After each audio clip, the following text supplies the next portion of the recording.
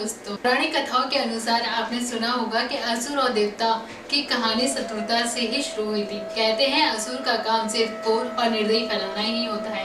वह पृथ्वी पर सबको परेशान करने के लिए ही आए हैं और उनमें से एक कहानी है भस्मासुर की।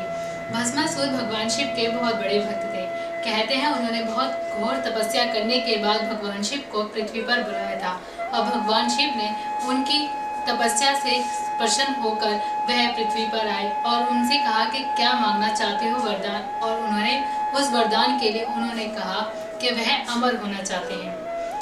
तो शिव ने कहा कि यह असंभव कार्य है, ऐसा नहीं हो सकता, इसके सिवा कोई और वरदान मांगो।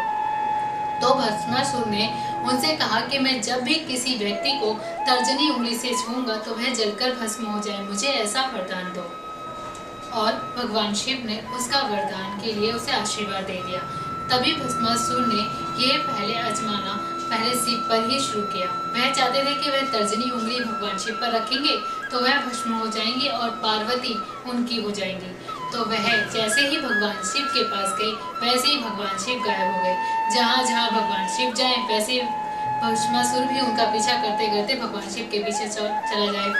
भगवान शिव इस समस्या का समाधान ढूंढने के चक्कर में कृष्ण की नगरी तक पहुंच गए। भगवान शिव विष्णु की नगरी पहुंचे और वहां जाकर उन्होंने भगवान विष्णु को अपनी समस्या बताई। तो भगवान विष्णु ने उसका समाधान ये निकाला कि वह खुद मोहिनी का रूप धारण करके भस्मासुर के सामने चले गए और भस्मासुर उसकी खूबसूरती को देखकर बहुत ज्यादा आश्चर्यचकित रहा और उसे अपने विवाह के लिए प्रश्न करने लगा कि वह उससे विवाह करेंगी। और इसके बाद वह उस भस्मासुर से विवाह करने के लिए तैयार हो जाती हैं, लेकिन वह कहते हैं कि मेरी एक शर्त है, आप उस शर्त के लिए नृत्य कला को सीखेंगे। तो नृत्य कला को सीखने के लिए भस्मासुर तैयार हो जाता है।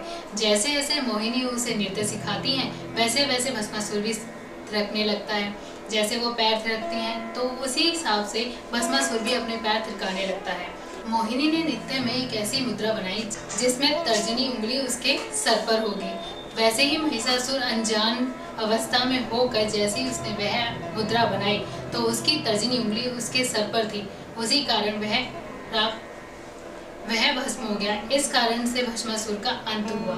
इस कथा से भी हमें यह सीख मिलती है कि कुछ लोग अपनी मृत्यु का कारण खुद ही होते हैं। भगवान को भी किसी की मृत्यु का कारण बनने का शौक नहीं होता। यह सिर्फ वरदान के कारण हुआ था क्योंकि भस्मासुर ने जो वरदान मांगा उसका गलत उपयोग करना चाहा। इसी वजह से लिए भगवान ने भी उसके लिए अपना रूप नया रूप धारण कर भस्मासुर का अंत किया, जिस कारण से भगवान ने भस्मासुर का अंत किया। और भस्मासुर की ये थी कथा।